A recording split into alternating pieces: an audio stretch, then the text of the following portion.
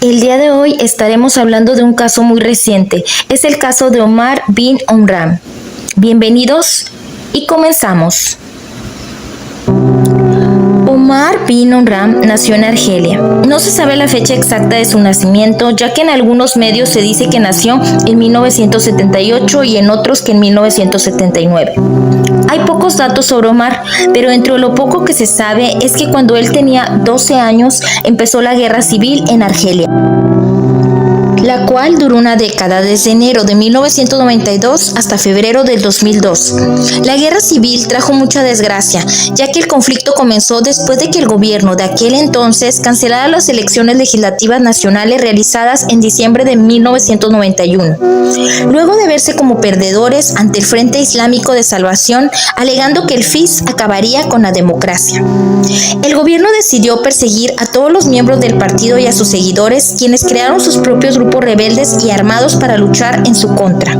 Y es así como durante esos años ocurrieron asesinatos y desapariciones de personas radicales y opositoras al gobierno, y de jóvenes inocentes. Pero a pesar de la difícil situación, los argelinos trataban de llevar su día a día al igual que Omar.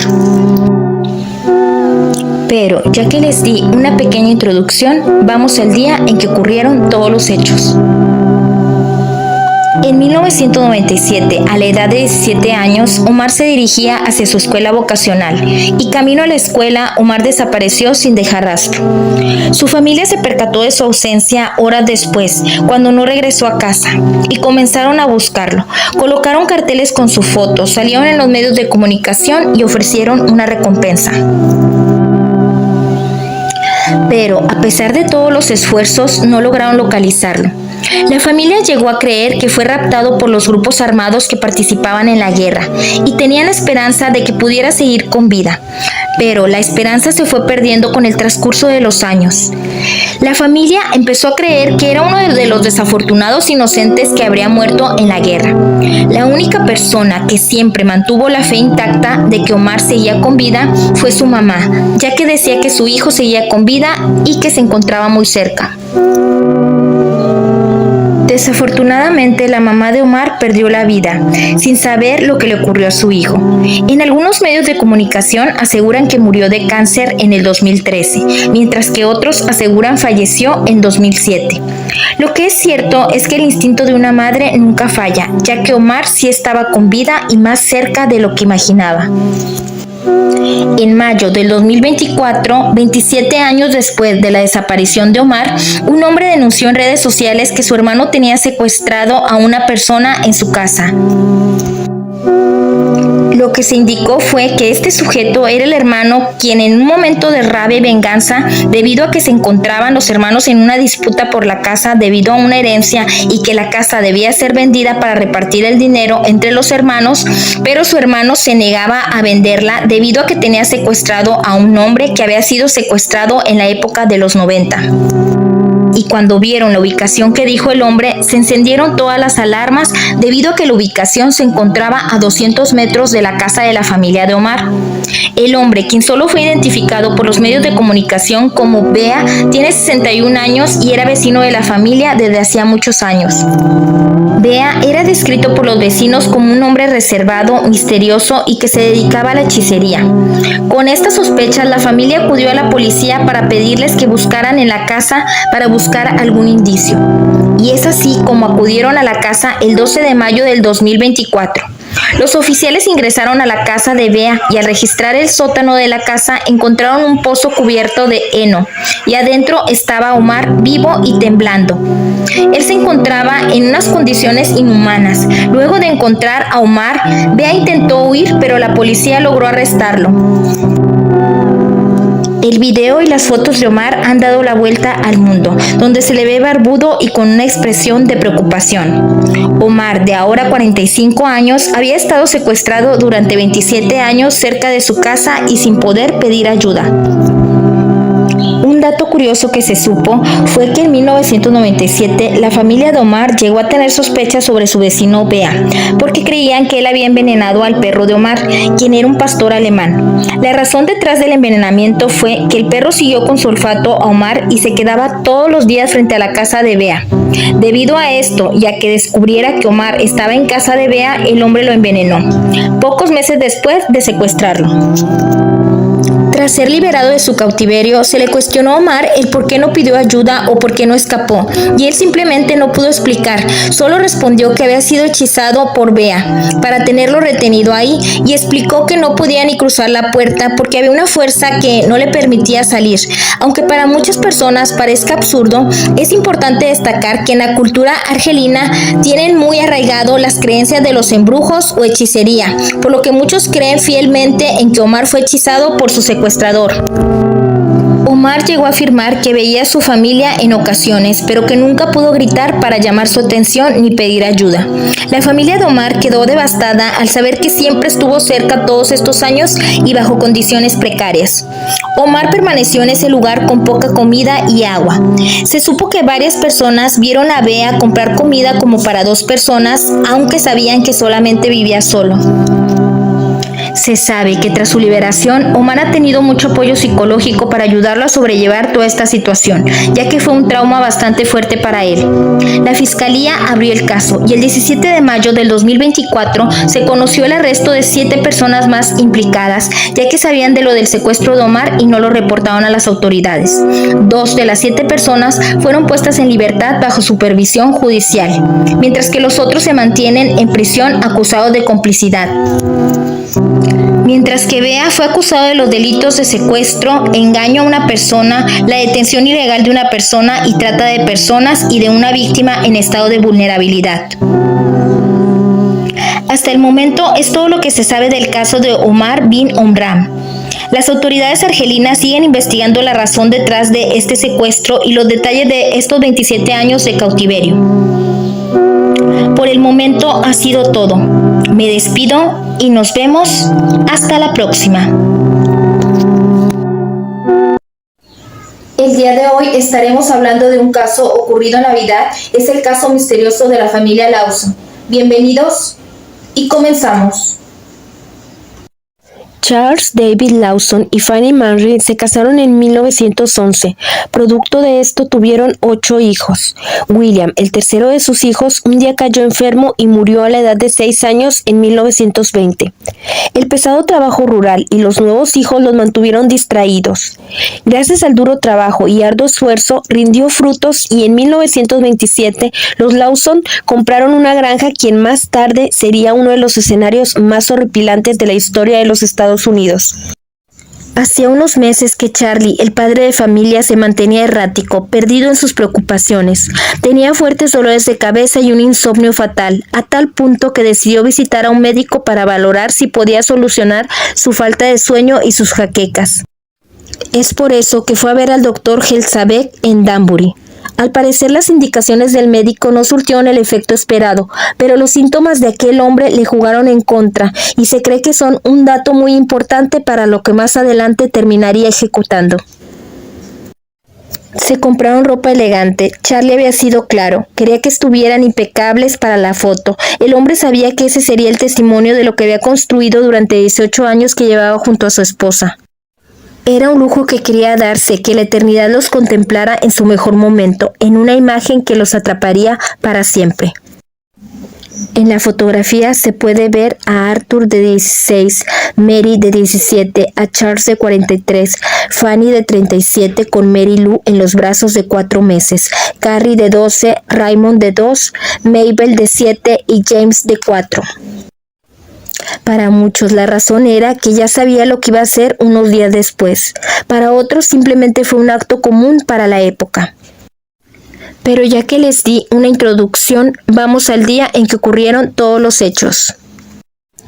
El miércoles 25 de diciembre de 1929 amaneció frío, pues el invierno ya había comenzado y estaba cubierto de nieve. Mary despertó temprano pues quería preparar un pastel con pasas de Navidad para la familia. Charles, el padre de familia, esperó escondido en el granero con una escopeta, mientras que Kerry y Mabel se dirigieron a visitar a su tío que vivía en una granja cercana. Lawson las vio venir y apretó su escopeta. Después de dispararle, Charles se acercó a los cuerpos de las chicas y las golpeó hasta asegurarse que estaban muertas. Arrastró los cadáveres hasta el granero y las acostó poniéndoles una piedra debajo de la cabeza a modo de almohada. El macabro ritual estaba comenzando. Luego caminó hasta la casa desencajado, arrastrando la escopeta por la nieve, donde se dirigió a la cabaña donde su esposa Fanny estaba descansando, o quizás salió a ver qué eran esos ruidos. Cuando su marido se acercó y apretó el gatillo, y entró sin mirar atrás, Mary escuchó el estruendo y pegó un grito. Su padre no estaba dispuesto a perdonarle la vida a nadie, y accionó su arma contra ella sin dudar. Finalmente estaba la pequeña Mary Lou en su cuna, pero no fue olvidada. Charles se dirigió hasta su cuna y la golpeó varias veces en la cabeza. La bebé falleció por una fractura de cráneo. Charles prosiguió con su macabro plan y prosiguió a ponerlos de la misma manera que los primeros, pero ahora puso almohadas verdaderas bajo sus cabezas. El único sobreviviente, Arthur Lawson, de 16 años, no estaba en la casa. Había ido a comprar municiones para la caza de conejos.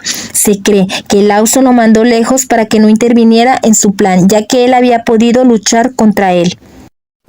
Al regresar a la casa, Arthur se encontró con la terrible escena. Encontró los cuerpos de su madre y sus 6 hermanos en el granero. Mientras Arthur juntaba los cuerpos con ayuda de otros parientes que habían llegado a la escena del crimen, Charles Lawson caminaba a la deriva por un bosque nevado, acompañado de sus perros. Lo último que hizo fue lavarse las manos en un arroyo. Se limpió con agua helada las manchas hemáticas de su familia. Charles estuvo dando vueltas unas 3 horas pensando qué hacer. Mientras llamaban a las autoridades, de repente el sonido de una detonación puso a todos en alerta. Se movieron al lugar donde provenía aquel estruendo, se adelantaron al bosque y encontraron a Charles en el suelo, pues había decidido terminar con lo que comenzó, pues decidió terminar con su vida. En sus bolsillos la policía encontró 2 notas escritas en la parte de atrás de unos recibos de la granja, pero eran frases inconclusas. En una decía lo siguiente: los problemas pueden traer, pero no terminaba la idea, mientras que la otra decía nadie a quien culpar. Una multitud se reunió para el funeral de la familia Lawson. El 27 de diciembre, los 8 cuerpos fueron embalsamados y puestos en 7 ataúdes. Mary Lou, la bebé, fue sepultada entre los brazos de su madre. Cabe mencionar que el mismo médico que había diagnosticado las jaquecas de Charles fue el encargado de realizar las autopsias de los 8 cadáveres. Semanas después de los lamentables hechos, Mario Lawson, hermano de Charles Lawson, reabrió la granja para realizar tours turísticos donde les cobraba a los curiosos que querían conocer el lugar donde había ocurrido todo, debido a la fama del episodio. Una visita a la casa de los Lawson era como ir a un museo o ir a ver una obra de teatro. Una de las mayores atracciones del macabro paseo era el pastel con pasas que Mary había horneado para Navidad, pero que nunca llegaron a comer. Durante años, los crímenes quedaron envueltos en una pregunta: ¿qué había llevado a Charles Lawson a cometer los crímenes? Una de las teorías era que Charles sufría daño cerebral, por lo que le había ocasionado un acto de locura. Pero en 1990 se publicó un libro revelador. En esta investigación periodística se revela una presunta situación de incesto, pues supuestamente Charles Lawson abusaba de Mary, la mayor de sus hijas, quien al momento de los hechos habría estado embarazada de su propio padre. El dato fue aportado por Stella Lawson Bowes, una de las sobrinas de Charles. Según su versión, acabó con su familia para evitar el escarnio público. Sin embargo, no se apoya en ningún dato de rigor esta hipótesis, puesto que la autopsia no reveló que Mary estuviera embarazada. Arthur Lawson, único sobreviviente, se volvió adicto al alcohol. Pasó el resto de sus días contemplando el único recuerdo que tenía de su familia, la foto que su padre les hizo tomar días antes de la tragedia. Intentó retomar sus labores de campesino, pero no pudo. Contrajo deudas y problemas matrimoniales, y en 1945 murió al estrellarse con su auto. Tenía 4 hijos. Muchos años después se derrumbó la cabaña de los Tours Macabros. Se dice que se utilizaron los restos para hacer un puente. También se dijo que los vecinos habían agarrado pequeños trozos de madera como souvenirs para recordar aquella tragedia que ocurrió en 1929. Y este fue el caso de la familia Lawson. Me despido y nos vemos hasta la próxima. Se dijo que los vecinos utilizaron esos palos como souvenirs de los recuerdos de aquel macabro hallazgo en 1900. El día de hoy vamos a estar hablando de un hecho ocurrido en Navidad. Es el caso de la familia Vamos de nuevo. Muchos años después, la cabaña de los Tours macabros fue tirada abajo. Se dice que las maderas... Buenas noches. El día de hoy estaremos hablando del caso de Grady Franklin Stiles, el chico langosta. Bienvenidos y comenzamos. La historia del día de hoy, debido a su condición por sí sola, ya es sorprendente, mas los hechos involucrados hacen que sea casi un guión de película de terror. Pero sin tanta introducción, comencemos con la historia de Grady Stiles Jr., el niño langosta. La familia Stiles se ha visto afectada por más de un siglo con ectrodactilia. ¿Pero qué es la ectrodactilia? Es una condición comúnmente conocida como el síndrome de pinza de langosta, donde falta el dígito central y la mano tiene una hendidura donde el metacarpiano del dedo debería estar. Esta división da a las manos la apariencia de pinzas de langosta, aunque los casos varían en severidad. Esta afección se presenta tanto en las manos y los pies, y si bien es una condición heredada, puede saltar una generación, aunque el término ectrodactilia suena estéril en comparación con síndrome de langosta. William Stiles fue aparentemente el primero en la familia en mostrar la condición en 1805. Fue seguido por Jacob Stiles, Eliseo Stiles y Grady Stiles padre.